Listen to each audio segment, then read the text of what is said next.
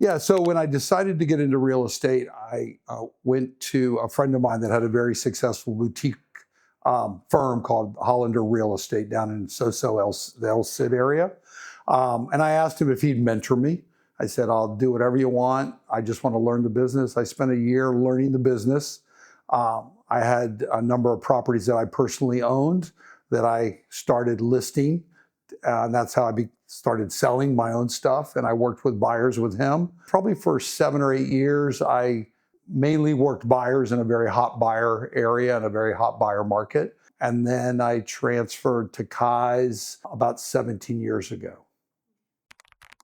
Client care is basically, we look at them as friends. We look at them as part of our sphere. And it's really to service the client. I had a client tell me probably 3 years ago, do you work on commission? And I said, why do you ask? He says, well, I told you I want to make an offer of, let's call it $3 million for that property, and you've written a contract of $2.8 million.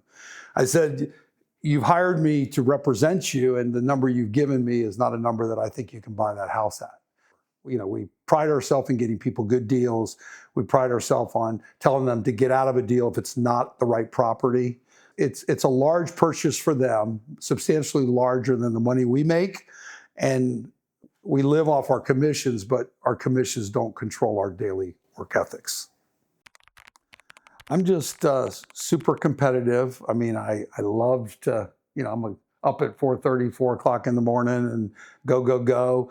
I love what I do. I enjoy what I do. I like to be able to sell people's homes quickly. I like to be able to find them the right home, get the best deal for them. They feel good, I feel good, but it's being with people.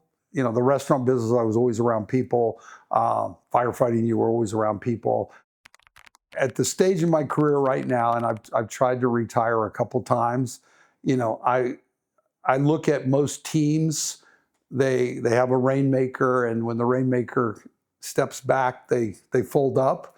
So for the last 3 years, I've been trying to put in place what will enable my team to thrive and continue to do the business with maybe a new rainmaker, or me as a partial rainmaker and somebody else as the king rainmaker. But my goal is to try to keep the team running as it runs today, as I slowly step back. Oh, I can't see you stepping back.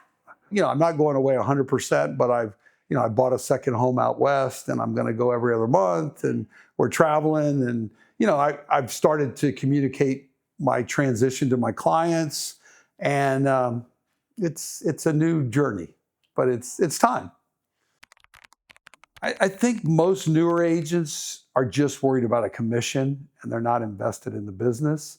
There's a lot of agents that just don't know what they're doing.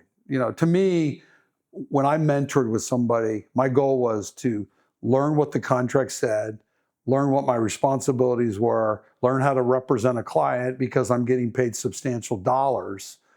So even today, I'll meet with one of my agents, keep a deal together, and I go, when we're done, I want you to call the legal hotline and go over the questions you asked me with the legal hotline. I use the legal hotline all the time. And I think you've got to understand the transaction, the responsibilities, how it works. And if you don't, you resource with your broker, but that legal hotline is, I think, some of the best advice you can get. It's a big honor. I mean, you've done an amazing job building the brand and creating the additions over the years. And when I read that last one, the 100, I was like shocked at how many years had gone by. So one is, kudos to your company and the job that you've done.